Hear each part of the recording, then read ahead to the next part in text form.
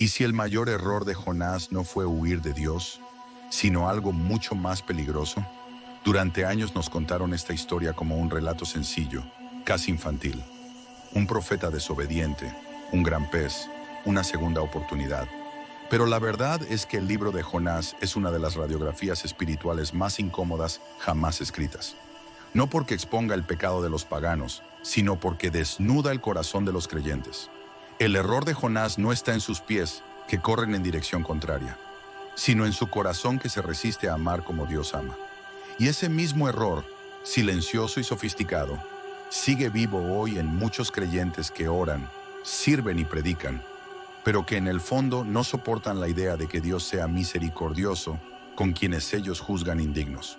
La historia de Jonás no comienza con un pez, comienza con un llamado que incomoda, un llamado que no desafía la capacidad del profeta, sino su carácter.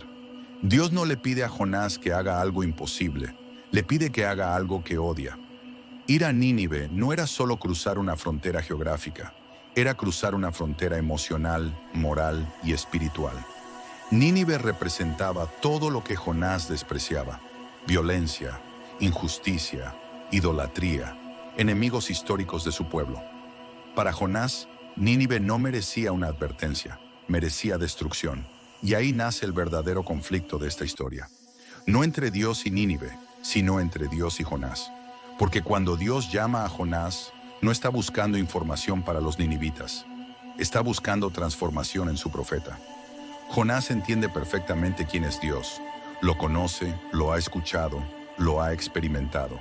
El problema es que no le gusta lo que sabe de él. Sabe que Dios es compasivo, lento para la ira y grande en misericordia. Y ese conocimiento, en lugar de producir adoración, produce resistencia. Aquí aparece una verdad incómoda. Se puede conocer a Dios y al mismo tiempo oponerse a su corazón. Se puede predicar verdad y rechazar gracia. Se puede obedecer con los labios y desobedecer con el alma. Jonás no huye porque duda de Dios. Huye porque lo conoce demasiado bien. Huye porque teme que Dios haga exactamente lo que siempre hace: perdonar. Y esa es la semilla del mayor error de Jonás. Un error que no grita, no escandaliza y no se nota a simple vista, pero que corroe la fe desde adentro. El error de creer que la gracia es maravillosa, mientras sea solo para nosotros. Cuando Jonás decide huir, no lo hace de manera impulsiva. Su huida es fría, calculada y profundamente simbólica. No corre en cualquier dirección, corre exactamente al lado opuesto del llamado de Dios. Mientras Nínive queda al oriente, Jonás desciende a Jope y embarca rumbo a Tarsis, el extremo occidental del mundo conocido. Cada paso que da es un descenso. Desciende al puerto, desciende al barco, desciende a la bodega. La Biblia no desperdicia palabras. Jonás no solo se aleja geográficamente, se hunde espiritualmente. Aquí aparece otro detalle perturbador. Jonás no huye de la presencia de Dios por ignorancia. Huye creyendo que puede escapar del Dios que él mismo predica como omnipresente. Esta contradicción revela algo profundo. Cuando el corazón no quiere obedecer, la teología se vuelve conveniente. Jonás sabe que Dios está en todas partes, pero actúa como si no lo estuviera. Y así hacemos muchos creyentes hoy. Cantamos que Dios lo ve todo, pero vivimos como si no viera ciertas áreas de nuestra vida. Jonás paga el pasaje con gusto. Está dispuesto a invertir recursos, tiempo y esfuerzo con tal de no hacer la voluntad de Dios. Esto revela otra verdad incómoda. Huir de Dios siempre cuesta, no es gratis.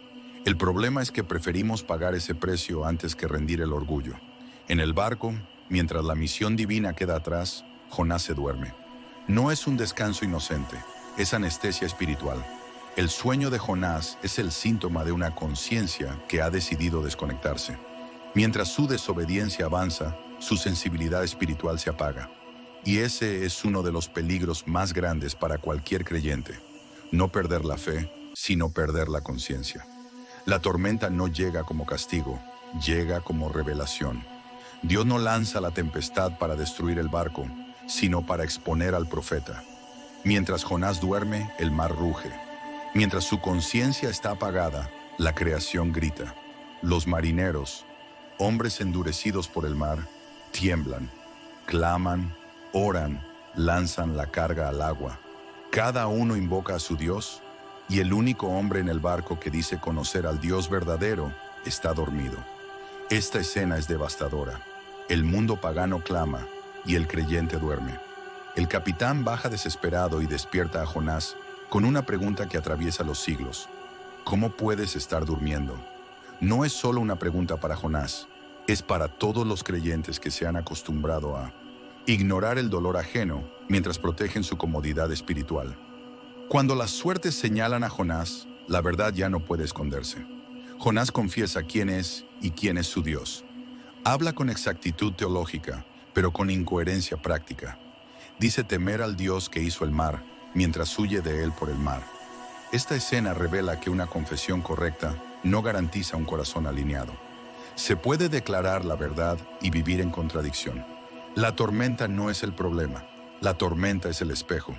Y cuando finalmente Jonás es arrojado al mar, ocurre algo inesperado. El mar se calma. La desobediencia de un solo creyente estaba poniendo en riesgo a todos. Aquí aparece una advertencia seria. Nuestra rebeldía privada casi nunca es privada. Siempre afecta a otros. Cuando Jonás cae al mar, parece el final, pero para Dios es el comienzo del rescate. El gran pez no es un instrumento de castigo, es un útero de misericordia. Mientras Jonás se hunde, Dios ya ha preparado el lugar donde será confrontado consigo mismo. El vientre del pez es oscuridad, silencio, encierro. No hay aplausos, no hay distracciones, no hay escapatoria. Es el lugar donde el ruido exterior se apaga y la voz de Dios vuelve a escucharse.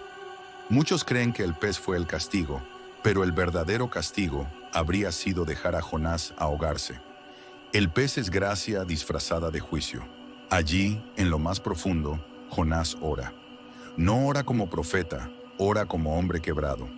Reconoce que huyó, que se resistió, que se engañó. Y algo poderoso sucede. Jonás agradece antes de ser liberado. Agradece desde adentro del problema. Esta oración revela una fe que comienza a despertar. No porque Jonás haya cambiado completamente, sino porque ha tocado fondo. A veces Dios permite el encierro para producir claridad. Permite el silencio para restaurar la voz.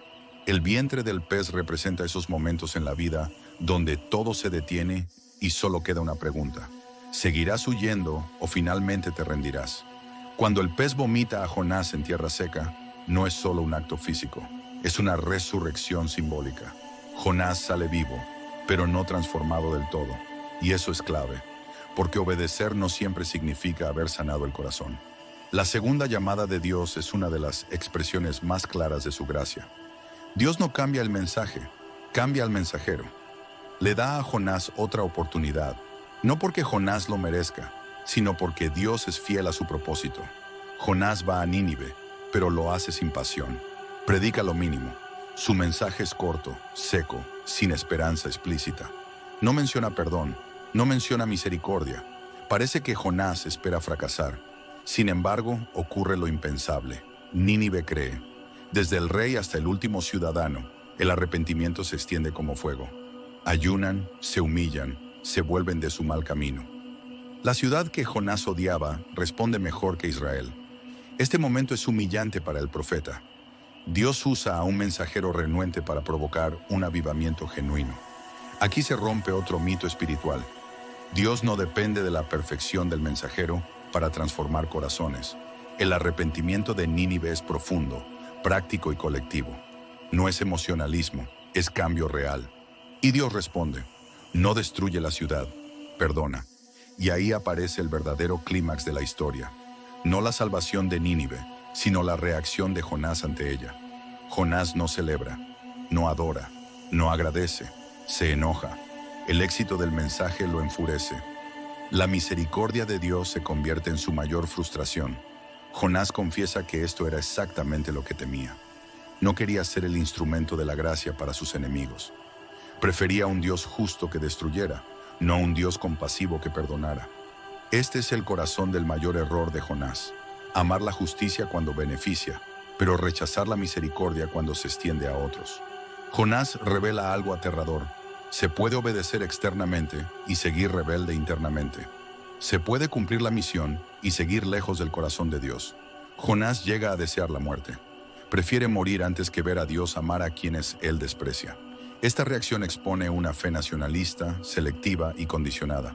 Y aquí la historia deja de ser antigua y se vuelve peligrosamente actual. ¿Cuántos creyentes hoy celebran la gracia solo cuando es para su grupo? ¿Cuántos se indignan cuando Dios alcanza a quienes consideran indignos? Jonás no perdió la fe, perdió la capacidad de amar como Dios ama. Dios no responde a Jonás con ira. Responde con una pregunta. ¿Tienes razón para enojarte? Dios no lo cancela, lo confronta. Luego prepara una lección viva. Una planta crece y da sombra a Jonás. Por primera vez en toda la historia, Jonás se alegra. No por una ciudad salvada, sino por su comodidad restaurada. Cuando la planta muere, Jonás vuelve a desear la muerte. Su alegría y su tristeza están ligadas a su bienestar, no al propósito de Dios. Esta escena es demoledora. Jonás valora más una planta que una ciudad entera. Dios usa esta comparación para exponer la miopía espiritual del profeta. Jonás se compadece de algo que no creó, no cuidó y no merece, pero se niega a compadecerse de personas hechas a imagen de Dios. Aquí Dios revela el contraste final, la pequeñez del corazón humano frente a la amplitud del corazón divino. El problema de Jonás no es la desobediencia, es la falta de compasión. La historia termina sin resolución explícita. Dios hace una pregunta y el texto se detiene. No sabemos qué respondió Jonás, porque la respuesta ya no es para él, es para nosotros. Seguiremos defendiendo nuestra comodidad mientras ignoramos la compasión. Seguiremos pidiendo justicia para otros y gracia para nosotros. El libro de Jonás no nos deja tranquilos. Nos obliga a mirarnos, nos obliga a preguntarnos si amamos a Dios por quién es o solo por lo que hace por nosotros. La falta de cierre es intencional, porque esta historia no terminó en Jonás. Continúa en cada creyente que lucha con el alcance de la gracia divina. El mayor error de Jonás no fue huir en un barco, fue resistirse en el corazón. Y ese error sigue repitiéndose hoy en iglesias llenas, oraciones elocuentes y discursos correctos. Creyentes que aman la doctrina, pero no soportan la misericordia radical de Dios. Personas que predican arrepentimiento, pero no celebran restauración. El mensaje de Jonás nos confronta con una pregunta brutal. ¿Queremos un Dios santo o un Dios compasivo? Porque el Dios bíblico es ambos, y no podemos escoger solo el aspecto que nos conviene. Cuando rechazamos la compasión de Dios hacia otros, revelamos cuánto necesitamos esa misma compasión para nosotros. La historia de Jonás nos deja frente a un espejo, no para juzgarnos, sino para transformarnos. Dios sigue llamando a su pueblo a cruzar fronteras incómodas, no solo geográficas, sino emocionales, culturales y espirituales. El verdadero arrepentimiento no es solo dejar de huir, es aprender a amar como Dios ama. El mayor error de Jonás fue negarse a permitir que la gracia lo transformara primero a él. Y la pregunta final permanece abierta, flotando en el aire esperando respuesta. Ahora que conoces el corazón de Dios, ¿seguirás huyendo de él o te atreverás a reflejarlo?